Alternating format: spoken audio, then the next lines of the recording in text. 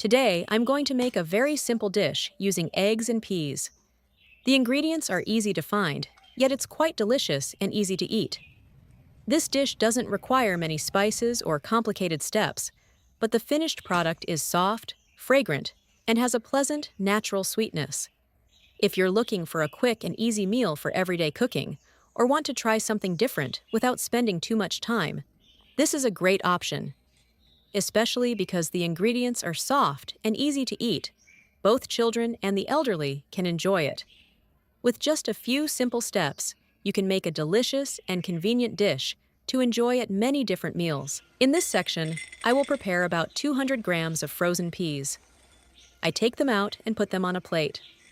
Frozen peas are very convenient because they can be stored for a long time. But before cooking, I should process them a little to make them taste better and retain their natural freshness. Next, I prepare a pan of water and heat it.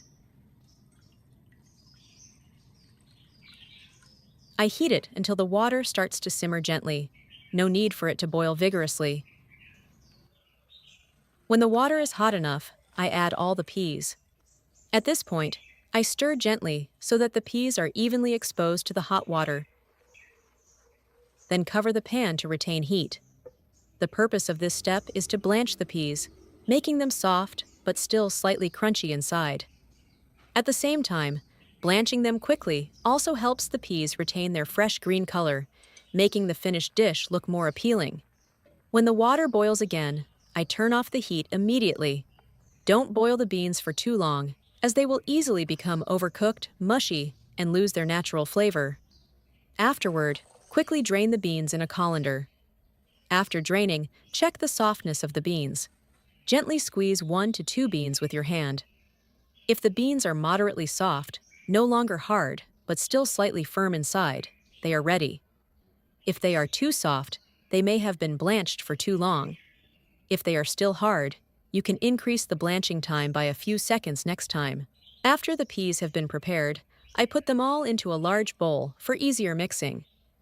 You should use a slightly wide bowl so that the ingredients don't fall out while mixing. Next, I cracked in 3 eggs. This amount of eggs will help bind the ingredients together, while also creating a soft and slightly creamy texture for the finished dish. Then, I prepared some green onions, washed them, and chopped them finely. The green onions will add a fragrant aroma and make the dish look more appealing.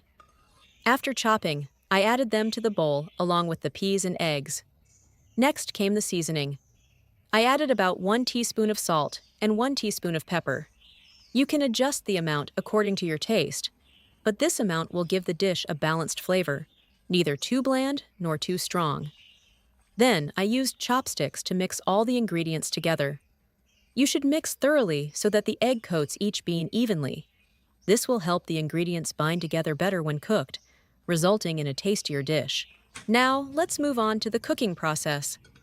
I place the pan on the stove, wait for it to heat up a little, then add some cooking oil. You only need enough oil to prevent sticking, not too much.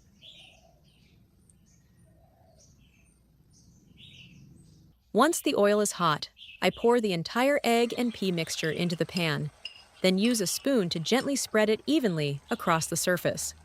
Spreading evenly will help the dish cook more evenly, preventing some parts from being thick and others thin. Then, I keep the heat low so the mixture cooks slowly. Low heat will help the eggs cook evenly from the inside out, preventing the bottom from burning while the inside remains raw. You can be patient with this step to achieve a softer and tastier dish.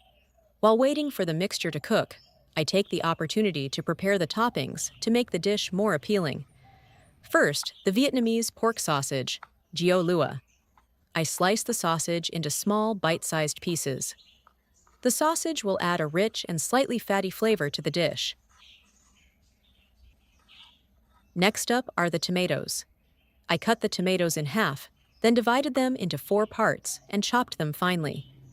The tomatoes will add a slight sourness to the dish, balancing the richness of the eggs and ham, and also making the dish more visually appealing.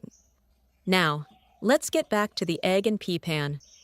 After a while, over low heat, the egg at the bottom has started to cook and has a good consistency. At this point, I open the lid to check. You'll see the surface of the egg has set, no longer runny like it was initially. To ensure the dish cooks evenly on both sides, I use a large plate. I place the plate upside down over the rim of the pan, then hold it firmly and gently flip it over. You should do this step slowly. If you're experienced, it will be very quick. But if you're new, just be careful to avoid breaking the egg inside. After flipping, I gently slide the egg back into the pan to continue cooking the other side. Once both sides are evenly cooked, light golden brown, and more firmly bonded, I begin adding the toppings to complete the dish. First, I arrange the slices of Vietnamese sausage on the surface. You can arrange them evenly so that when you cut it, each slice has enough ingredients. Next, I add the tomatoes. I sprinkle them evenly on top. The tomatoes not only add color to the dish, but also create a slight sourness, balancing the richness of the egg and cheese. Then, I add shredded cheese around the edges and lightly coat the surface. When heated, the cheese will melt, creating richness and helping the ingredients bind together better, resulting in a much softer and more fragrant texture. Finally, I sprinkle a little sesame seeds evenly on top. The sesame seeds release a light aroma when heated, making the dish more appealing without needing too many other seasonings. After adding the topping, I cover the pan and continue cooking over low heat for about 3 to 5 minutes. During this time, the cheese will slowly melt, soaking into the ingredients below, creating a soft and creamy layer that is very delicious. When you open the lid, you will see that the cheese has melted evenly, the ingredients are well blended, and a very pleasant aroma is released. At this point, I turn off the heat, and the dish is complete.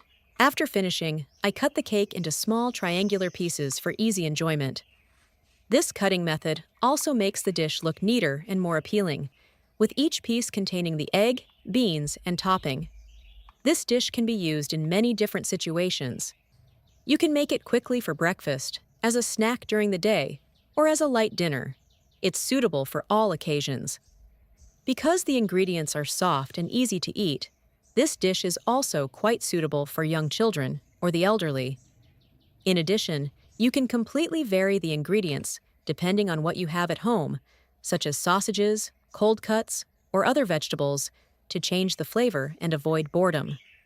Another advantage is that this dish doesn't require much preparation time, and the method is simple, so anyone can try it.